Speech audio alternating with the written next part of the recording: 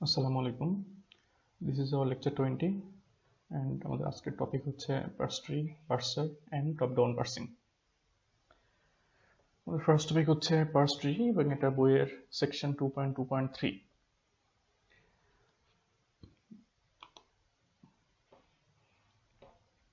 The first one says a parse tree pictorially shows how the start symbol of a grammar derives a string in the language. আমরা যখন derivation দেখেছিলাম তখন কিন্তু দেখেছি একটা গ্রামারের স্টার্ট সিম্বল থেকে একটা টার্মিনাল স্ট্রিং কিভাবে আমরা ডেরাইভ করতে পারি। তো পার্স ট্রি হচ্ছে ওইটারই একটা পিক্টোরিয়াল ফর্ম। ওকে, আমি একটু পরে একটা এক্সাম্পল দেখব, তখনই ইনশাল্লাহ আরো ক্লিয়ার হয়ে যাবে ব্যাপারটা। এখন আমরা একটু থিওরি দেখে নিই। সেকেন্ড পয়েন্ট বলছে from left to right, the leaves of a parse tree form the yield of the tree, which is the string generated or derived from the non-terminal at the root of the parse tree. So, একটা purse tree যে স্ট্রিংটাকে string এর জন্য purse tree তৈরি করা হলো, ওই স্ট্রিংটা purse ট্রির last যে লিফ নোডগুলো থাকবে সেগুলো থেকে আমরা পাবো, এবং সেটা অবশ্যই আমাদেরকে লেফট টু রাইট যেতে হবে। সো একটা পার্স ট্রির আমরা যদি লেফট টু রাইট যাই, লিফগুলা অ্যাটাচ করি আর কনক্যাট করি, তাহলেই আমরা স্ট্রিংটা পেয়ে যাব। That means the string of terminals, যেটার জন্য পার্স ট্রিটা তৈরি করা হচ্ছে। একটা পার্স ট্রির কিছু প্রপার্টিস থাকে, সেই প্রপার্টিসগুলো আমরা একটু দেখে নিই। যেমন the root is labelled by the start symbol. So parse ট্রির যে রুটটা হবে সেটা অবশ্যই গ্রামারের স্টার্ট সিম্বলটা হবে। ওকে, একটা জিনিস মনে রাখতে হবে, আমরা পার্স ট্রি তৈরি করছি কিন্তু একটা গ্রামারের অনুসারে আর কি, মানে কোন একটা স্ট্রিং গ্রামার অনুযায়ী হলো কিনা এটা দেখার জন্য। ওকে, সো আমরা এই কাজটা আগে ডেরিভেশন দিয়ে করেছি। সো কোনো একটা স্ট্রিং যদি আমরা কোনো একটা গ্রামারের স্টার্ট সিম্বল থেকে ডিরাইভ করতে পারতাম, তাহলে আমরা বলতাম যে স্ট্রিংটা according to the grammar formed হয়েছে। সো এখন ডেরিভেশনটার জায়গায় আমরা এখন পার্স ট্রি দিয়ে বুঝতে চাই যে পার্স ট্রি দিয়ে যদি ওই স্ট্রিং এর জন্য আমরা একটা পার্স ট্রি তৈরি করতে পারি অ্যাকর্ডিং টু দ্য গ্রামার, তাহলে বুঝবো যে ওই স্ট্রিংটা গ্রামার অনুযায়ী ফর্ম হয়েছে। আর যদি পার্স ট্রি তৈরি করা সম্ভব না হয়, তাহলে আমরা বুঝবো ওই স্ট্রিংটা গ্রামার অনুযায়ী হয়নি। ওকে, এই জন্য বলা হচ্ছে এই যে পার্স ট্রিটা তৈরি হবে তার রুট হবে কিন্তু আমাদের গ্রামারের স্টার্ট সিম্বল। ডেরিভেশনের সময় আমরা স্টার্ট সিম্বল থেকে যেমন শুরু করেছিলাম, পার্স ট্রি এর ক্ষেত্রেও একইভাবে আমরা স্টার্ট সিম্বল দিয়ে শুরু করবো, এবং যেহেতু পার্স ট্রি এর ইনিশিয়ালি শুরু হচ্ছে রুট থেকে, দ্যাটস ওয়াই রুটটা হবে স্টার্ট সিম্বল। দেখো সেকেন্ড পয়েন্টে, each leaf is labelled by a terminal or by epsilon. Leaf বলতে বোঝায় যে নোডগুলোর কোনো চাইল্ড থাকে না, চিলড্রেন থাকে না, তাই তো? সো পার্স ট্রির ক্ষেত্রে এই ধরনের নোডগুলো অবশ্যই টার্মিনাল হতে হবে অথবা এপসিলন হতে হবে। Then next point, each interior node is labelled by a non terminal. So parse ট্রির মাঝে যে ইন্টেরিয়র নোডগুলো থাকবে, ইন্টেরিয়র নোড বলতে বোঝানো হচ্ছে রুট এবং লিফ বাদ দিয়ে মাঝে যে নোডগুলো চাইল্ড থাকে বা চিলড্রেন থাকে, সেই ইন্টেরিয়র নোডগুলার অবশ্যই নন টার্মিনাল হবে, কারণ নন টার্মিনালের তো ডেফিনেটলি প্রোডাকশন থাকবে এবং তার চিলড্রেন তৈরি হতে পারবে। ঠিক আছে, ফোর্থ পয়েন্ট আসো, if A is the non terminal labelling some interior node.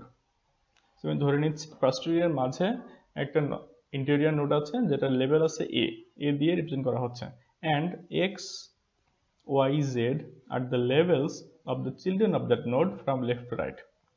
So যে ইন্টেরিয়র নোডের কথা বললাম, সেটাকে আমরা এ দিয়ে রিপ্রেজেন্ট করছি বা লেভেল করছি, তার তিনটা চিলড্রেন আছে এক্স ওয়াই জেড, সেটা আমরা লেফট টু রাইট মানে লেফট থেকে পড়া শুরু করেছি রাইট থেকে। সো ফার্স্ট চিলড্রেন হচ্ছে এক্স, দেন মিডল চিলড্রেন হচ্ছে ওয়াই, দেন লাস্ট চাইল্ড হচ্ছে Z. Then there must be a production a to xyz in the grammar. Okay, so গ্রামারের যদি কোনো প্রোডাকশন এরকম না থাকে a to xyz, তাহলে কিন্তু এরকম কোনো ইন্টেরিয়র নোড তৈরি হতে পারবে না যার নোডের লেভেল হচ্ছে হেড হচ্ছে a এবং তার চিলড্রেন হচ্ছে xyz। So production actually interior নোডটাই ওই প্রোডাকশনকেই রিপ্রেজেন্ট করে। ওকে, এখানে xyz each stand for a symbol that is either terminal or non-terminal. So xyz that means the production body, এটা প্রত্যেকটা সিম্বলই টার্মিনাল হতে পারে অথবা নন টার্মিনাল হতে পারে। দেখো, if a to epsilon is a production, যদি এমন কোনো প্রোডাকশন থাকে, then a node label a may have a single child labeled epsilon. তো এই ক্ষেত্রে আমাদের ফার্স্ট ট্রিতে একটাই চিলড্রেন হবে ওই নোডের, যেটার লেভেল হবে epsilon. So an interior node and its children correspond to a production. The interior node corresponds to the head of the production, the children to the body.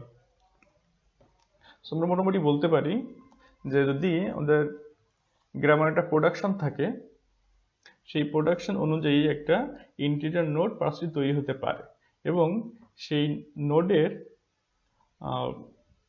Interior যে নোডটা হবে সেই নোডটা হবে হচ্ছে প্রোডাকশনের হেড, এবং ওই নোডের চিলড্রেন যেগুলো হবে সেটা হচ্ছে প্রোডাকশনের বডি। কিন্তু এমন না যে প্রত্যেকটা প্রোডাকশনের জন্য ইন্টিরিয়র নোড থাকবে, এটা কিন্তু না।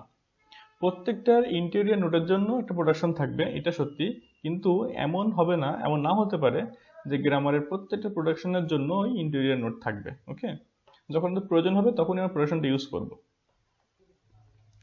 এখন দেখো, যদি ধরনের প্রোডাকশন থাকে a to xyz, তাহলে নোডটা দেখতে কেমন হবে? তো দেখতে এরকম হবে, এ থাকবে নোডটা, আর তার চিলড্রেন হবে x y z, এবং অবশ্যই লেফট টু রাইট। ওকে, এটা খেয়াল করতে হবে অর্ডারটা। এখন আমরা একটা এক্সাম্পল চলে আসি। ধরো একটা গ্রামার দেওয়া আছে হচ্ছে এটা, দিস ইজ আ গ্রামার, এবং এই গ্রামার অনুযায়ী আমরা দেখতে চাই এখানে যে স্ট্রিংটা দেওয়া আছে 9 - 5 + 2, এই স্ট্রিংটা এই গ্রামার অনুযায়ী ফর্ম হয়েছে কিনা। ওকে, এখন যদি গ্রামার অনুযায়ী স্ট্রিংটা ফর্ম হয় তাহলে কি পাবো? আমরা একটা পার্স ট্রি পাবো, এবং পার্স ট্রির যে ইল্ড হবে সেই ইল্ডটা এই স্ট্রিং এর সমান হবে। অ্যাকচুয়ালি স্ট্রিংটা আমরা ইল্ড হিসেবে পাবো। ওকে, আমরা দেখি কিভাবে তৈরি করতে পারি। দেখো, ফার্স্ট এই গ্রামারের স্টার্ট সিম্বল কি? লিস্ট। সো আমি যে পার্স ট্রি তৈরি করব তার রুট হবে লিস্ট, ডেফিনেটলি। আমি লিখে ফেলি লিস্ট।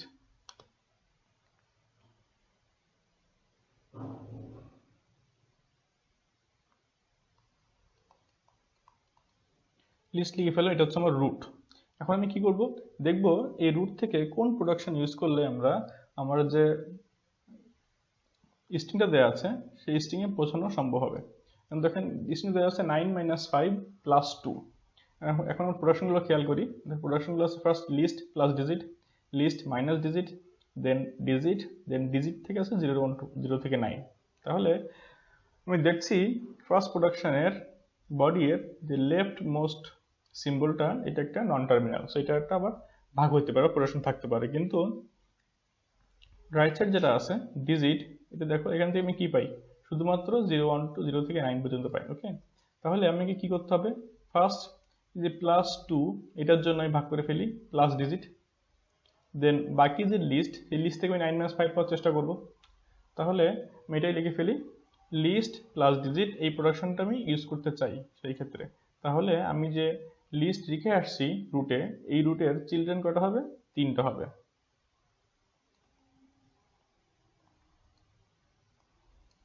এটা হচ্ছে list plus digit.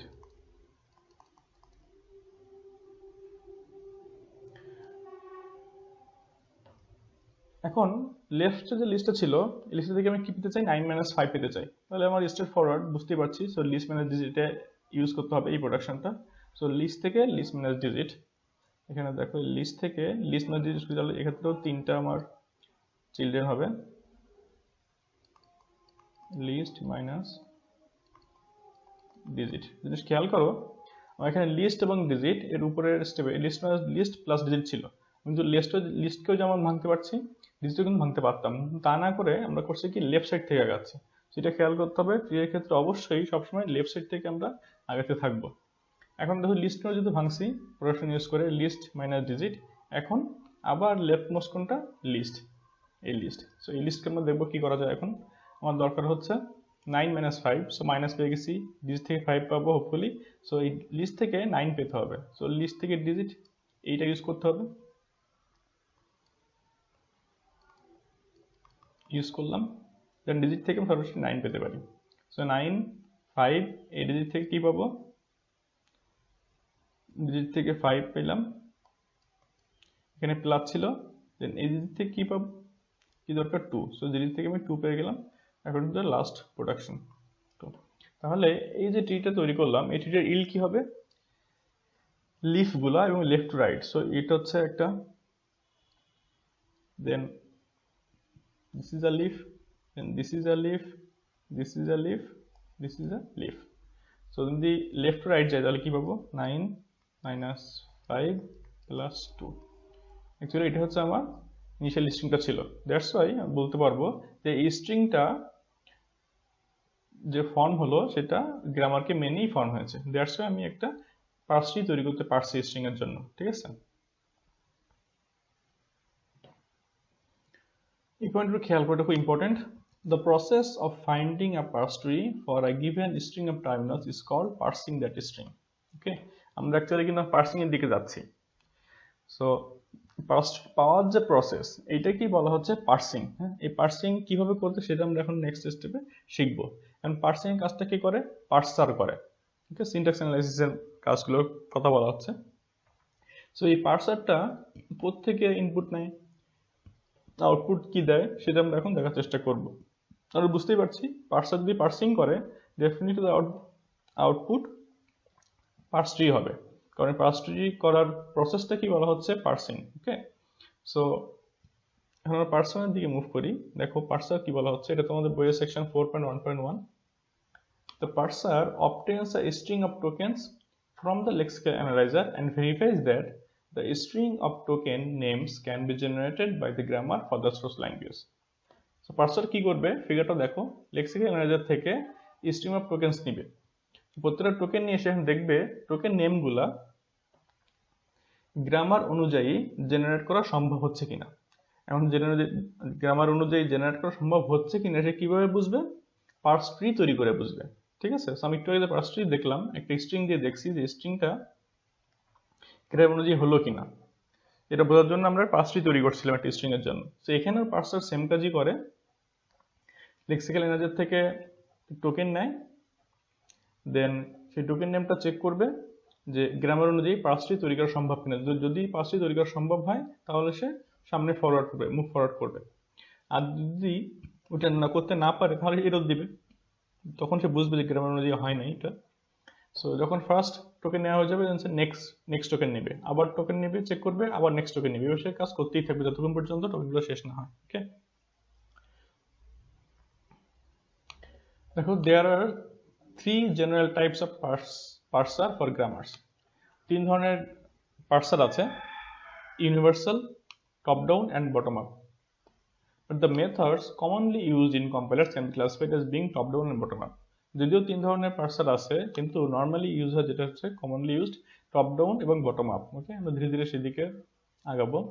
First of all খেয়াল করি যে ইউনিভার্সাল পার্সিং মেথডটা কি। দেখো universal parsing methods can parse any grammar, সব ধরনের গ্রামার সে পার্স করতে পারে। These general methods are however too inefficient to use in production compilers. So যদিও সে সব ধরনের গ্রামার পার্স করতে পারে কিন্তু এটা প্র্যাকটিক্যালি ইউজ করা হয় না because of the inefficiency. Okay, top down methods build parse tree from the top, that means root, to the bottom, that is leaves. So এই মেথডের মানে টপ ডাউন বলো, বটম আপ বলো আর ইউনিভার্সাল বলো, যাই বলো না কেন প্রত্যেকটা পার্সের কিন্তু কাজ একটাই, পার্স ট্রি তৈরি করে দেখা। ঠিক আছে, সো পার্স ট্রিটা কিভাবে তৈরি হবে তার উপরে অ্যাকচুয়ালি মেথডের নামকরণটা হয়েছে বা ডিফারেন্সিয়েট করা হয়েছে। সো টপ ডাউন মেথড কোনগুলা? যেগুলা পার্স ট্রি তৈরি করবে টপ থেকে, দ্যাট ইজ রুট থেকে লিফে আসবে। আমি একটু আগে যে ধরনের কাজ করলাম, একটু আগে যে এক্সাম্পলটা দেখছি, পার্স ট্রি তৈরি করছি রুট থেকে শুরু করছি লিভস এসে পৌঁছেছি, তাই তো? সো এটা হচ্ছে টপ ডাউন মেথড। আর বটম আপ মেথড কি করে? Bottom up methods start from the leaves and work their way up the root. So bottom up মেথডের ক্ষেত্রে সে লিফ থেকে শুরু করবে এবং ধীরে ধীরে রুটে যেয়ে পৌঁছাবে, দ্যাট মিনস স্টার্ট সিম্বলে যেয়ে পৌঁছাবো। ঠিক আছে, in both top down and bottom up methods the input to the parser is scanned from left to right on similar time.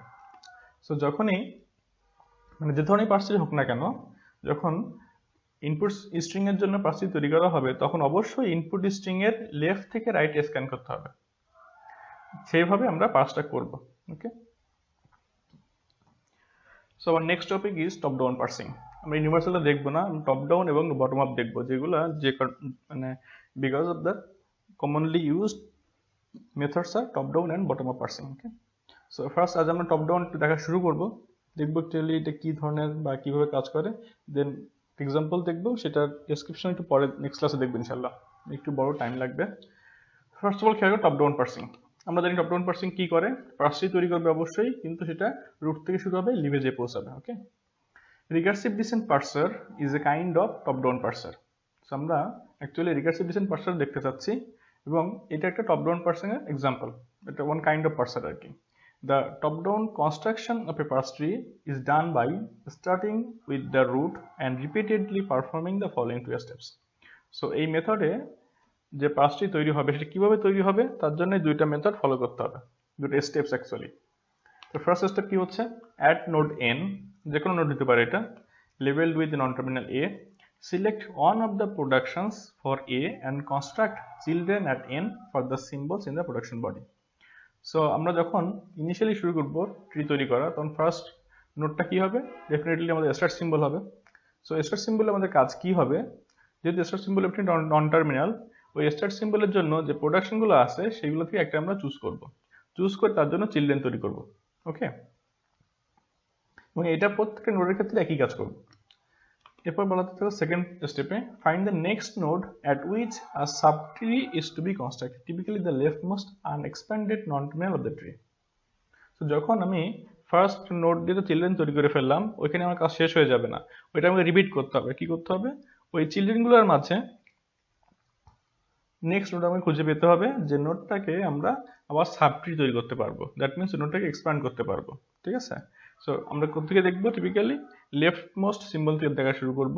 So যেটা লেফট মোস্ট নন টার্মিনাল হবে সেটাকে আমরা এক্সপ্যান্ড করব। এখানে একটা প্রবলেম আছে, সেটা খেয়াল করো। In general, the selection of a production for a non-terminal may involve trial and error. That is, we may have to try a production and backtrack to try another production if the first is found to be unsuitable. A production is unsuitable if after using the production we cannot complete the tree to match the input string. এখানে কি বলা হচ্ছে একটু মনোযোগ দিয়ে খেয়াল করো। এই যে মেথডটা আমরা দেখতে যাচ্ছি, এই মেথডে কি হয়, এটা নন টার্মিনালের জন্য একটা প্রোডাকশন ইউজ করা হয়, প্রোডাকশন ইউজ করে তার ট্রি তৈরি করা হয়, চিলড্রেন তৈরি করা হয়, এবং পরে চিলড্রেনগুলোর মাঝে যেগুলো নন টার্মিনাল থাকে সেগুলোকে আবার এক্সপ্যান্ড করা হয় এবং চিলড্রেন তৈরি করা হয়। এবার করতে ডেফিনেটলি আমরা একটা জায়গায় যে পৌঁছাবো। তো এখন ধরো আমরা একটা প্রোডাকশন ইউজ করলাম, আমরা জানি না কোনটা অ্যাকচুয়ালি আমাদের জন্য কাজ করবে, সো একটা প্রোডাকশন ইউজ করলাম একটা নন টার্মিনালের জন্য। প্রোডাকশন ইউজ করে দেখলাম যে ওইটাতে আমরা অ্যাকচুয়ালি আমাদের যে ডিজায়ার্ড স্ট্রিংটা আছে সেটা তৈরি করা সম্ভব না। তাহলে আমি কি করব, আমাকে আবার ব্যাক ট্র্যাক করে নতুন একটা প্রোডাকশন ইউজ করতে হবে। ওকে, দেন ওইটা আবার চেক করে দেখবো, ওটা যদি আমাদের সাকসেসফুল হই স্ট্রিং তৈরি করতে তাহলে ফাইন, না হলে আমাকে ওইটা বাদ দিয়ে নতুন করে অন্য প্রোডাকশন চেক করে দেখতে হবে। এই জন্যই বলা হচ্ছে এটা trial and error process involve হতে পারে। এমন হতে পারে যে ফার্স্ট যেটা আমরা চুজ করছি সেটাতেই আমাদের হয়ে গেছে, সো সেই ক্ষেত্রে আর ব্যাক ট্র্যাকিং প্রয়োজন নাই। বাট এমন না হতে পারে, তো সেই ক্ষেত্রে আমাকে ব্যাক ট্র্যাকিং করতে হতে পারে। যখন ফার্স্ট প্রোডাকশন চুজ করলাম সেটা সাকসেসফুল হলাম না, that means the production body is unsuitable for the string, then আমাকে নেক্সট প্রোডাকশন চুজ করতে হবে অ্যান্ড ট্রাই করে দেখতে হবে এটা সুইটেবল কিনা। ওকে, সেভাবে খুঁজতে খুঁজতে ডেফিনেটলি আমরা একসময় এটা সুইটেবল পাবো, যদি পেয়ে যাই তাহলে ফাইন, আর যদি না পাই তাহলে বুঝতে হবে স্ট্রিংটা ওই গ্রামার অনুযায়ী হয়নি বা পার্সটি তৈরি করা সম্ভব না। ওকে, এখন একটি পয়েন্ট একটু খেয়াল করো, এখানে টার্ম আছে, আচ্ছা, the current terminal being scanned in the input is frequently referred to as the look ahead symbol. Initially, the look ahead symbol is the first that is leftmost terminal of the input string. এই টার্মটা একটু মনে রাখবা, look ahead symbol. এটা কোনটা আমরা খেয়াল করো, আমরা কিন্তু একটা স্ট্রিং আমাদের দেওয়া থাকবে, সেই স্ট্রিং এর জন্য পার্সটি তৈরি করার চেষ্টা করব অ্যাকর্ডিং টু দ্য গ্রামার। এখন আমরা একটু আগে একটা পয়েন্ট দেখে আসছি, দেখো, in both top down and bottom up methods the input to the parser is scan from left to right one symbol at a time.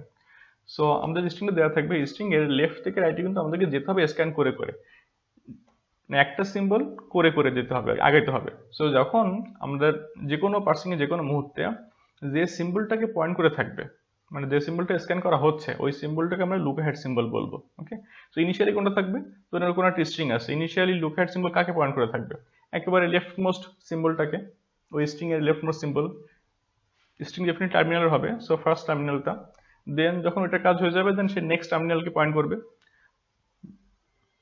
So lookout symbol বলতে আমরা বোঝাবো ইনপুট সিম্বলটাকে বা ইনপুট টার্মিনালটাকে, ইনপুট স্ট্রিং এর যে কোনো একটা টার্মিনালকে যেটাকে currently scan করা হচ্ছে বা কারেন্টলি যে টার্মিনালের জন্য কাজ করা হচ্ছে। ওকে, এটা একটা এক্সাম্পল বইয়ে দেওয়া আছে, আমি বইটা তোমাদের দেখাচ্ছি। এখানে দেখো figure 2.16 grammar for some statement C and Java. এখানে সি এবং জাভা কিছু স্টেটমেন্টের জন্য একটা গ্রামার দেওয়া আছে। ওকে, এখন এই গ্রামার অনুযায়ী এই স্ট্রিংটা খেয়াল করো যে ফর এই স্ট্রিংটা হলো কিনা এটা আমরা চেক করে দেখতে চাই। সো এটা একটা স্ট্রিং দেওয়া আছে এবং ফিগার 2.16 গ্রামার দেওয়া আছে। আমাদের কাজ হচ্ছে দেখা যে এই স্ট্রিংটা জন্য কোনো পার্স তৈরি করা সম্ভব কিনা। ঠিক আছে, সেটা এখানে করে দেওয়া আছে। দেখো স্টেটমেন্ট থেকে শুরু হয়েছে, যেহেতু আমাদের grammar start symbol statement, so এই পার্স ট্রির রুট হচ্ছে স্টেটমেন্ট। রুট স্টেটমেন্ট করে আমরা দেখছি আলটিমেটলি আমরা আমাদের যে স্ট্রিং সেই অনুযায়ী পার্স তৈরি করা সম্ভব হয়েছে। ওকে, তাহলে আমরা বুঝবো যে এই স্ট্রিংটা গ্রামার অনুযায়ী ফর্ম হয়েছিল। এখন এটা কিভাবে আমরা পাবো, এই পার্সটা কিভাবে সম্ভব হয়েছে পাওয়া, সেটা প্রসেসটা এখানে ডেসক্রাইব করা আছে